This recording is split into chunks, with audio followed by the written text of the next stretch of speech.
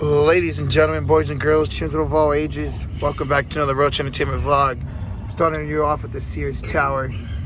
Josh, where are we going right now? We are going to Wrigley Field. Let's one go. of the most iconic ballparks in this country.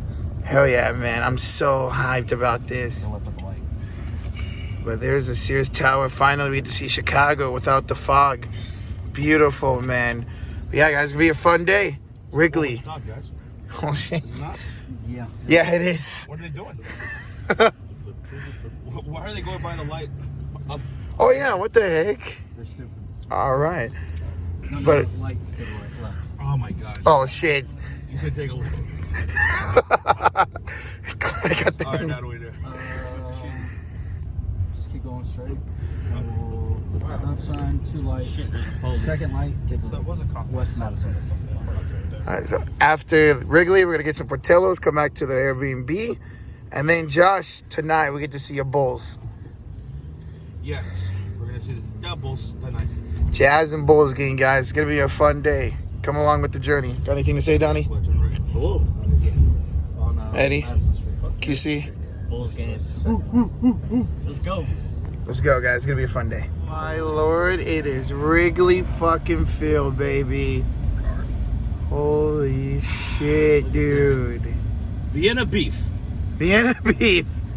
Bro, so beautiful. Look at that. Let's go, dude. All right. Here it is. After 20 million years of finding parking, here is Wrigley Field. Fucking beautiful. Let's go. Time to take a tour of it. Halloween festival, baby.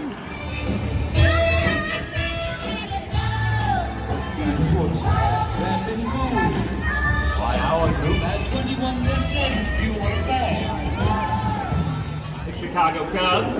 Now, if you take a look behind you, you're going to see my friend Brian. You're going to say hi, Brian. Hi. Now, Brian is also a tour guide, but he's got a little bit harder of a job on this tour. He's going to try and make sure we all stay together, right? We're going to try and make Brian's job as easy.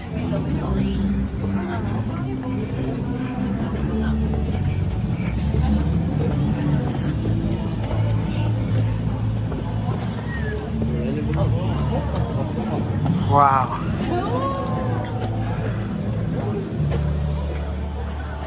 I ever set it for a football game.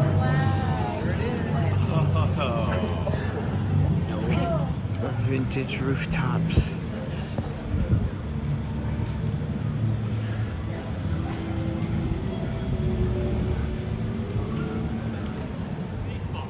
Anybody know what the oldest is?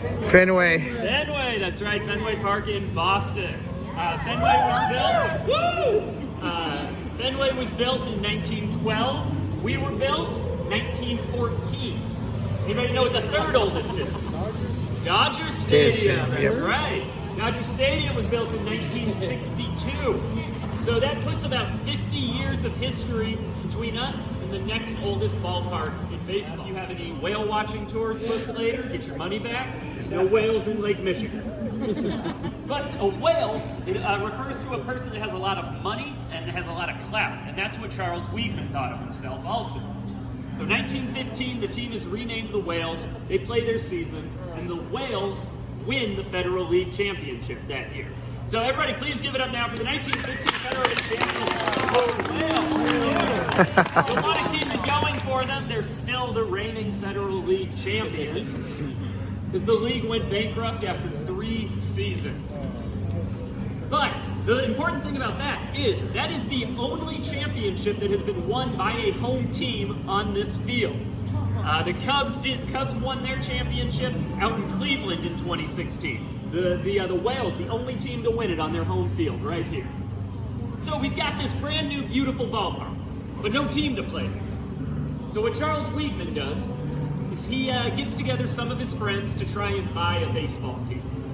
He gets together 9 friends, and they are some of the biggest names in Chicago business. There's people like Armour from Armour Meats, Roebuck from Sears and Roebuck. We got a name from Weidman Park to Wrigley Field. Cubs Park. Oh. changed the name to Cubs Park in 1920. And then over the next couple of years, we make improvements that make the park look the way it does right now. If you can imagine out there on that field where the pitcher's mound is, that's actually the original location of home plate in this park. We cut the grandstand up into 3 different sections. We put it up on log rollers. We used horses and mules to pull everything back to line it up with the street corner. We built up the 200 section, that's where you're sitting right now. And over the course of 2 seasons, 1927, 1928, we built the upper deck. So, the park is renamed Wrigley Field in 1926, and by 1928, this is what it looks like.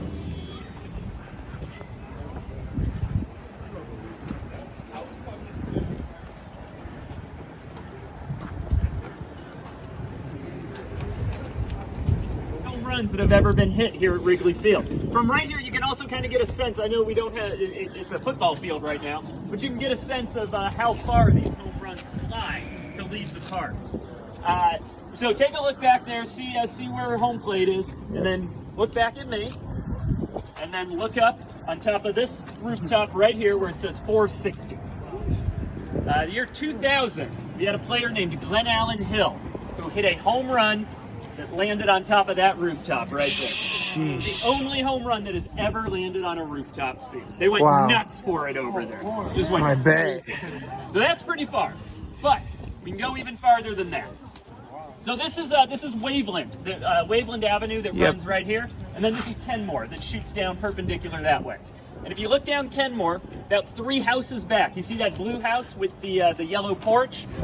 Great. Dave Kingman, 1979, hit a home run that hit the porch of that house. Wow. All right? The person that lived there was watching the game. There's a little bit of a delay between what happens in real life and what happens on TV. So she heard something hit her porch and then saw what happened on TV, ran outside, grabbed the ball, and waved at the camera. Right back inside.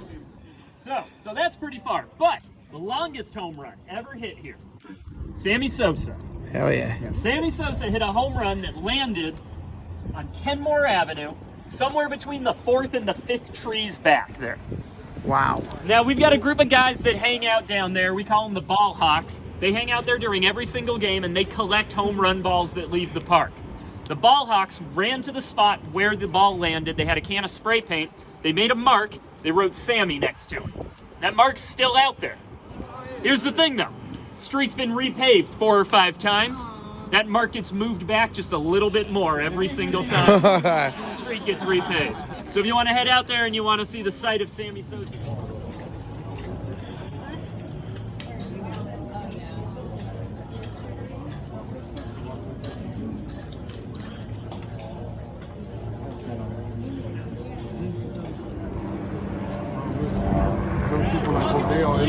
Everybody.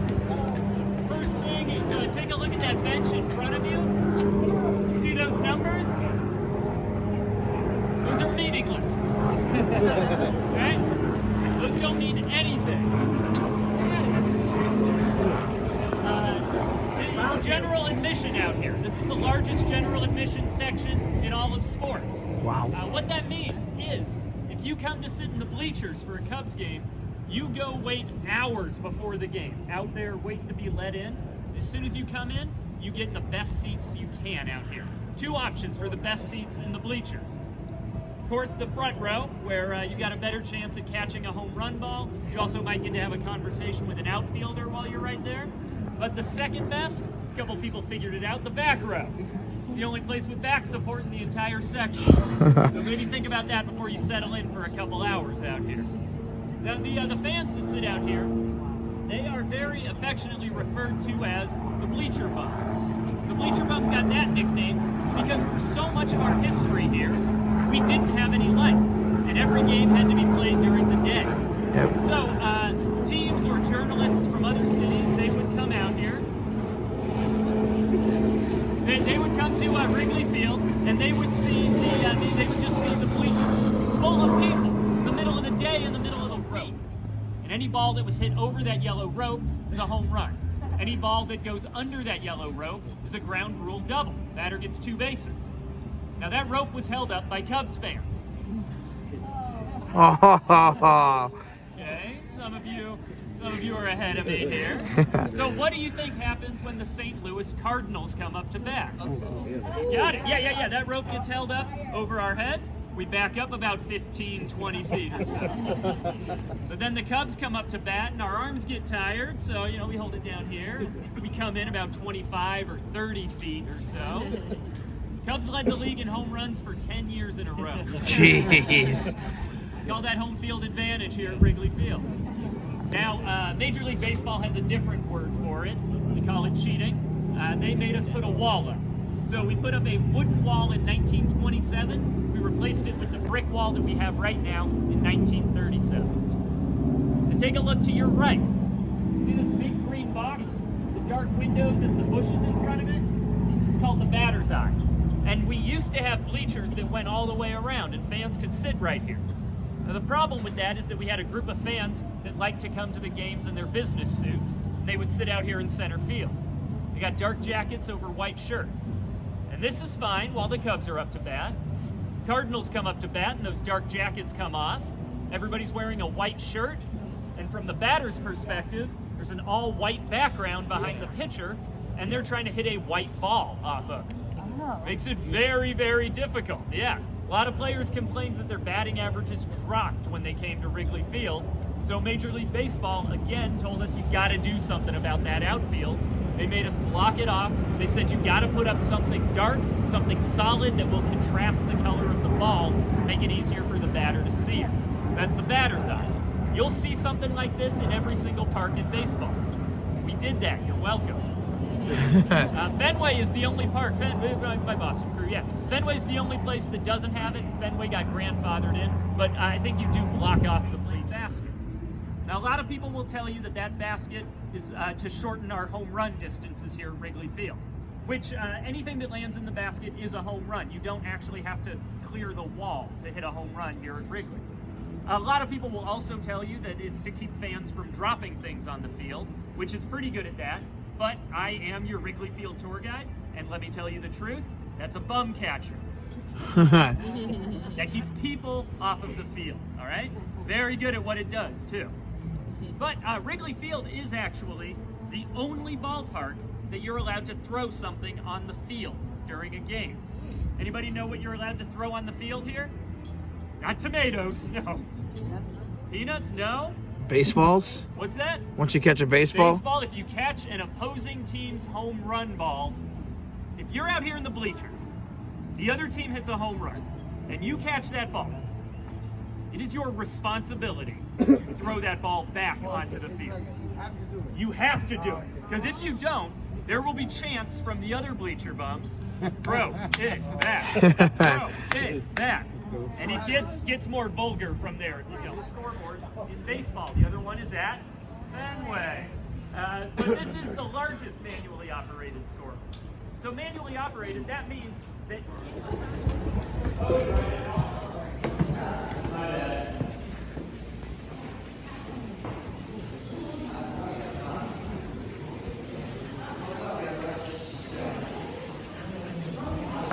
Cubs bullpen. the arm barn. This is where the Cubs warm up. The relief pitchers warm up before they go into the game. Our bullpens used to be along the foul lines up until 2017. They got moved. Then they got moved under the bleachers. We're going to step out there right now, and you're going to get to hang out by the ivy. While we're out there, I'm great at taking pictures. If you want somebody to take pictures, Brian is also amazing at taking pictures. Poor Uncle Vinny.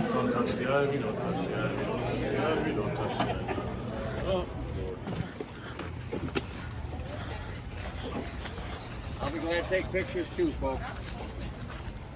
There you go. Rob.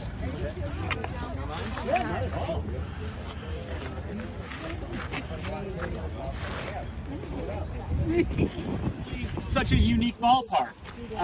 Our owner, P.K. Wrigley, who was William Wrigley Jr.'s son, he went out to a minor league ballpark in Indiana, and they had ivy on the walls, and he loved that idea. If you look around this ballpark, what's the main color that you see? Green, that's right. Why so much green? Green is not one of the Cubs' colors. Cubs' colors are blue, white, and red. So why is there so much green in this ballpark? Well, it's money. Good answer. Well, it's because we wanted this place to feel like a park, like it was a real living city park.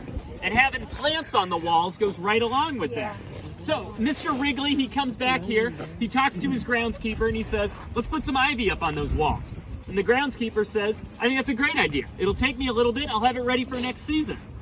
And Mr. Wrigley says, well, that doesn't work for me, actually. I've got some friends coming this weekend, and I told them that there was ivy on the walls. Oh, shit. So the grounds crew goes out, they buy up all of the ivy that they can find in the city. That's a combination of Boston and Japanese bittersweet ivy that's on that wall. They buy ivy and they also buy Christmas lights because we don't have any lights here, and they have to hang Christmas lights across the top of the wall so that they can work day and night to get it done. They put that ivy up in 3 days. Wow. And that ivy right there is the same ivy that they planted in 1937. That's crazy. The ivy goes to field. It's called that because we have not only hosted baseball games here, we've hosted all sorts of events, among them being circus. That's right, yeah. And this was the only way that we could get elephants into the field, was to cut a big enough hole for them. So this is the elephant gate. A lot of times during the games, this gate behind you will be open, and there might be a security guard or two standing there with a little barrier up. But a lot of times you can look in from the street and see just a little glimpse of the game as it's going on from right here. That's dope. It's a pretty cool little spot. All right, we're gonna keep. Kind of just looks like the concession stands and all that. But when another team comes to play here, when a team comes to play against the Cubs, there is no secret entrance. There's no hidden tunnel. Nothing like that. They get dropped off at that gate right back there. They walk through the concourse the way that you just walked. They head down this little hallway here. They take a right, and they go up these stairs here into the visitors' clubhouse, which is directly above us right now. This is the only clubhouse that is above ground in all of baseball. Wow. It is above ground because when the park was being built back in 1914, our architect, Zachary Taylor Davis, he was worried if he went down too far, he was going to hit Lake Michigan and flood the whole place. Oh. So instead, we built up. That problem has since been solved. The Cubs locker room is below ground, but this remains in the place that it has been since the park was built in 1914. It is tiny up there. All right. It basically runs. It runs top of the stairs there over to this wall, and from that Cubs logo there to that green sign right there. Wow. So I want you to think about an entire baseball team getting ready in that little space. But what we lack in space and amenities, we more than make up for with history. Because think about that for a second. Greatest soccer player, greatest musicians. Who's the greatest basketball player of all time? I heard Michael Jordan. Good job. Yeah. Yeah, Michael Jordan took a year off of playing basketball. He played for the White Sox. Yeah, he played in the White Sox organization. Never made it to the majors, but they did play an exhibition game against the Cubs here, and the White Sox called him up for that game. So he walked this walk. He got dressed up there. He played a game out on that field. Greatest baseball players of all time, greatest soccer player, greatest football players, greatest basketball player, and Lady Gaga. We got it all. All right, we're going to get our steps.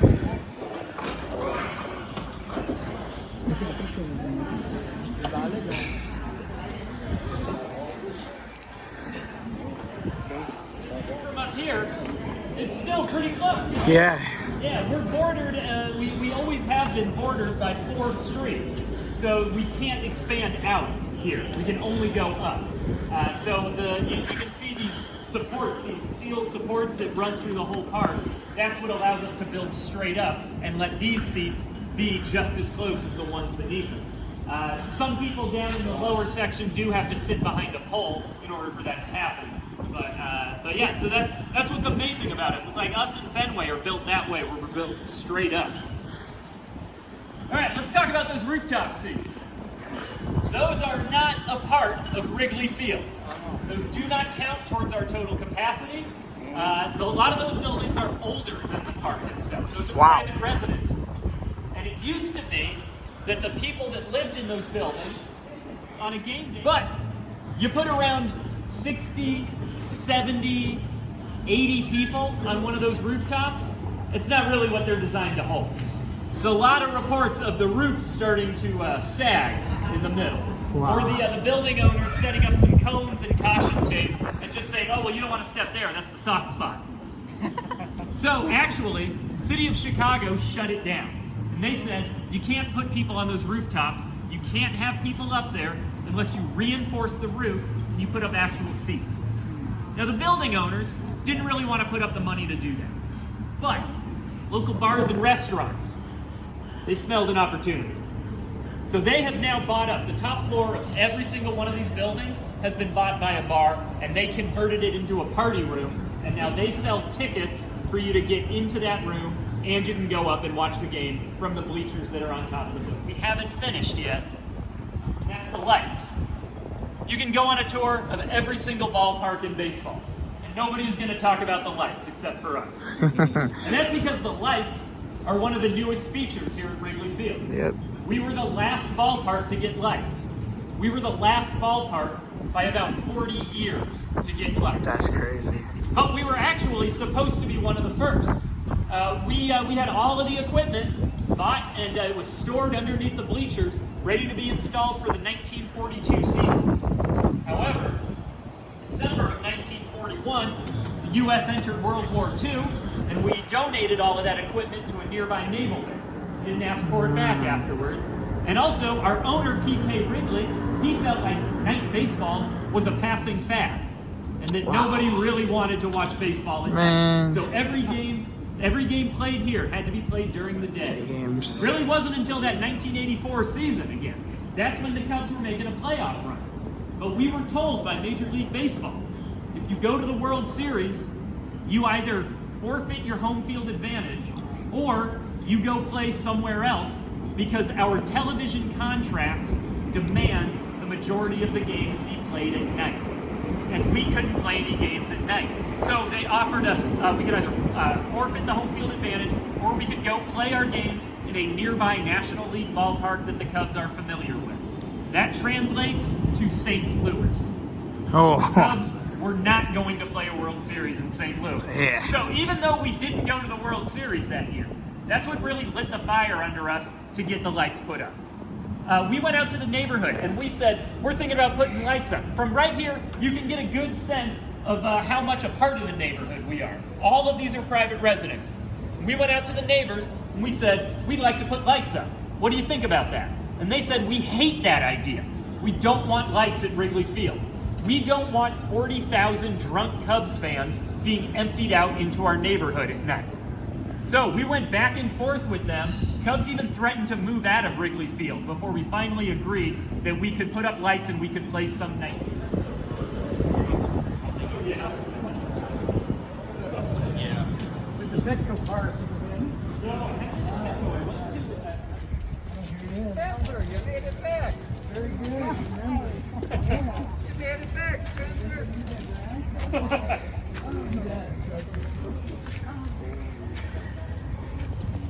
What do you think, buddy? Where the sunflower seeds at?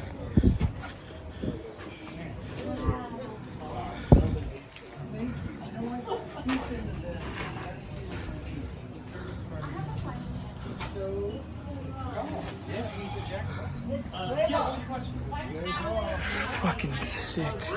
This is so awesome. So we're in the Chicago Cubs dugout. And if we go up these stairs, just take in the view from here. Wow. This is great. This is crazy. View from home plate. What a fucking view from home plate. What a stadium, guys. What a fucking stadium. Doesn't that look like the water's just gonna just go over? Well, I'm so used to Texas. Like, the lakes are so low, you know what I mean? Like, these are fucking high. This is like level. It's like I'm eye level with the water right It's now. weird to me. I'd love to go swimming. Dude, that is a lot going on out there. William Dafoe and Robert Pattinson's out. Yeah, that's a funny shit. Uh, And they're arguing about the cricket. So this is fucking. Look how This looks beautiful. Don't like me cooking. Dude, I want to go on a cruise right now. Let's go. All right, so we're back in the Airbnb. We just got some Portillos. What do you think, Josh? I took a first bite. Amazing. That was a good hot dog. Hell yeah. Got chili cheese. These fries. Wrinkle There you go. cut fries. Nicely salted. Mm-hmm. Lemonade. Ah, fuck, I should have got a lemonade. Wow, I feel like it's Sprite. They're in there. Well, okay, I got my Sprite here. Good lemonade. Ooh, fuck. Let's maybe not want to, makes me want to get one. All right, so Josh, Wrigley Field, what'd you think? I had high expectations going to Wrigley Field, and those expectations, high, were exceeded. Hell yeah. They were amazing.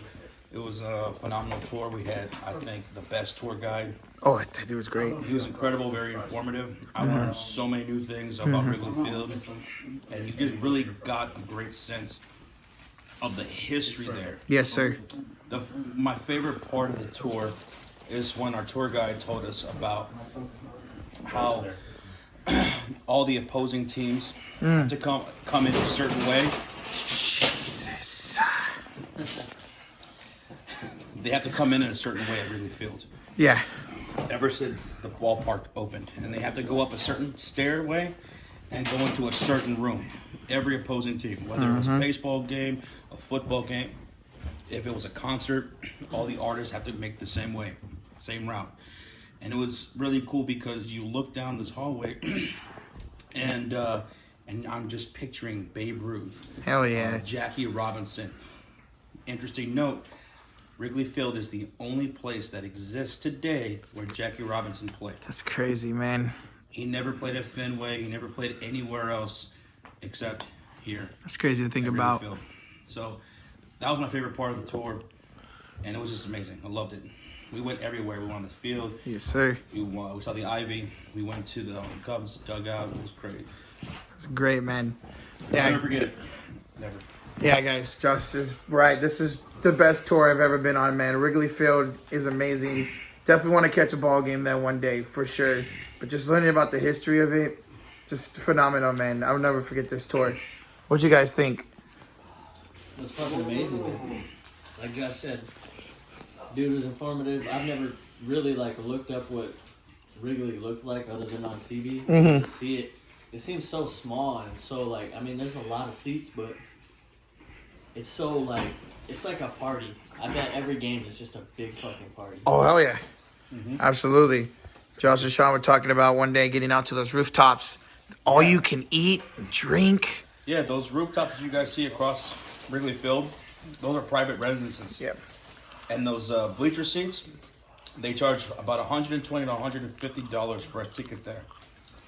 But it's worth it because they give all-you-can-eat food and drinks. And me and Sean heard that, we're like, oh my God. Imagine getting all the food you can eat, all the beers you can have. Oh, you already know. We're gonna make it worth it. Yeah. Well, We're yeah. gonna get our money's worth. That's the tour guide said, if you want to go there and you think you could earn your money back by eating and drinking, Hell yes. Look at each other. by the third inning. Yeah, they were saying, he was saying that they can't, what was it, they can't sell the alcohol, so they have to give it away over there. Yeah. So- they don't want $20 liquor license there. Yeah, all you can eat, all you can drink, man. But yeah, guys, that was a hell of a day. But you know what? We ain't done, boys. We got a damn basketball game to go to. This is intermission. Yes, intermission. We got a ball game. Now game starts here in a little bit. Gonna head over in about an hour or so. I can't wait to go there. Ah, Sit down, take it all in, can't wait. and go get a beer. Hell yeah, there you go, man. All right, guys, we're gonna enjoy our food. Wrigley Field was freaking phenomenal. I'll never forget it. Hopefully, I'll catch a ball game there one day. We're gonna enjoy this food, Portillos, and we'll head over to the stadium. We'll see you guys then. Let's go, baby. Bro, here we are. Oh my God. Look at this. This is amazing, man.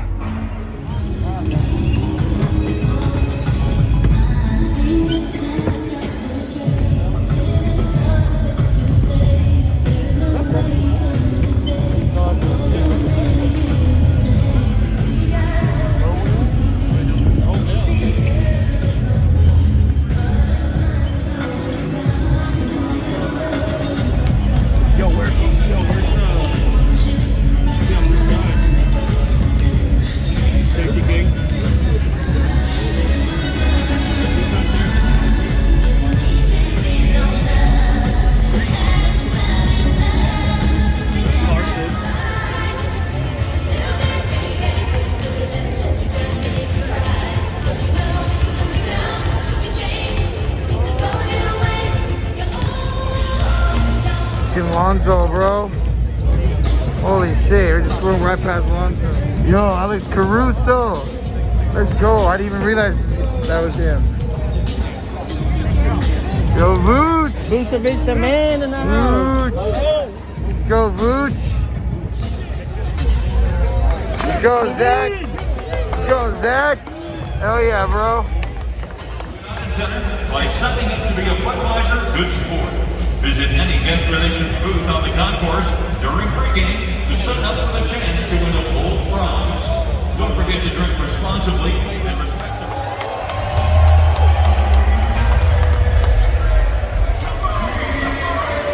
Man, we ready for ya.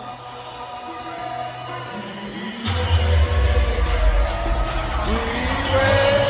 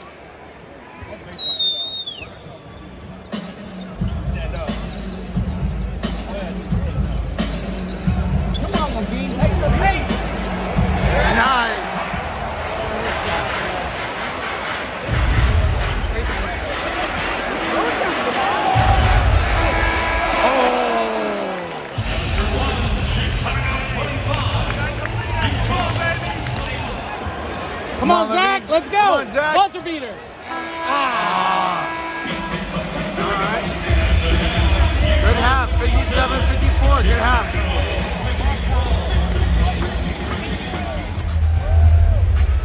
Who coach time?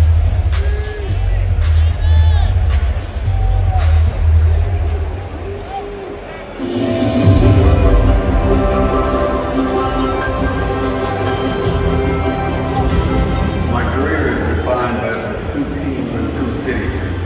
City of Split, Croatia, and of course, Chicago, Illinois, and Chicago Bulls. I want to express my gratitude to all my teammates who push me as a youngster every day to be a better player, a better person, and a better teammate. I always cared about team success over the individual goals, and now when I'm standing here, I can say I was right.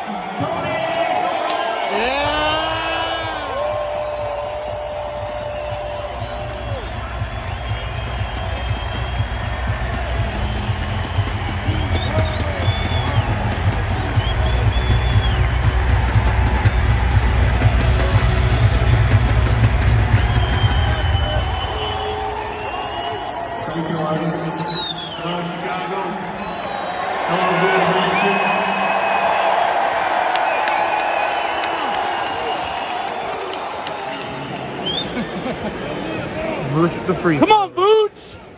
Vooch. Keep going, baby. Zenny. It's Yo, what's up with that foul? Call it. Get it. Moving pick. Yo, that defense. Let's go. Let's go, dude. No. Go. He's taking it.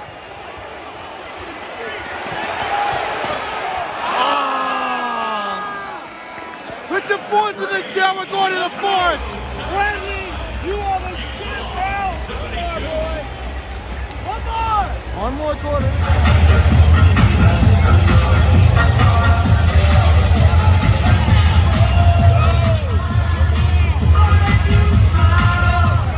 Boots. Come on, Boots, take over.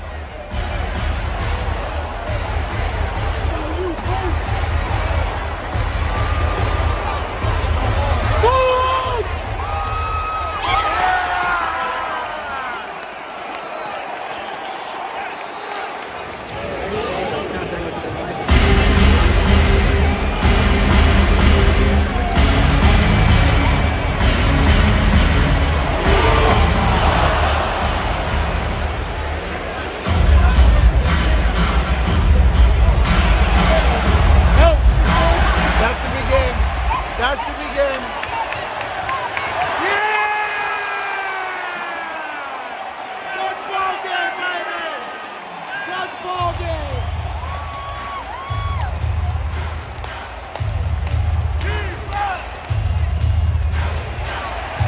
Bulls win!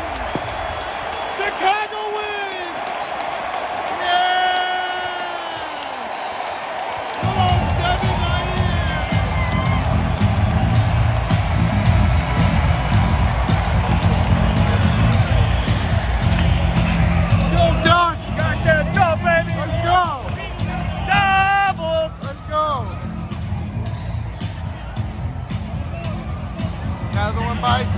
All right, ladies and gentlemen, well, we're here. We're back.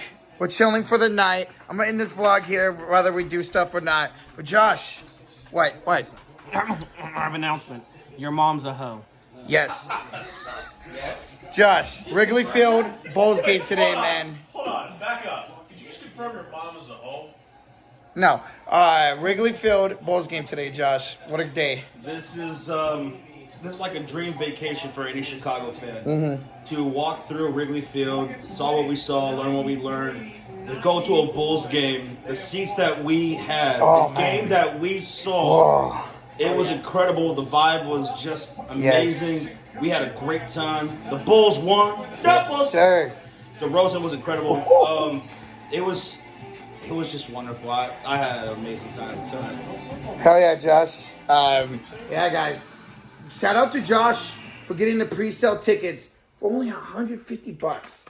We got those seats for that price. Incredible. Good shit, Josh.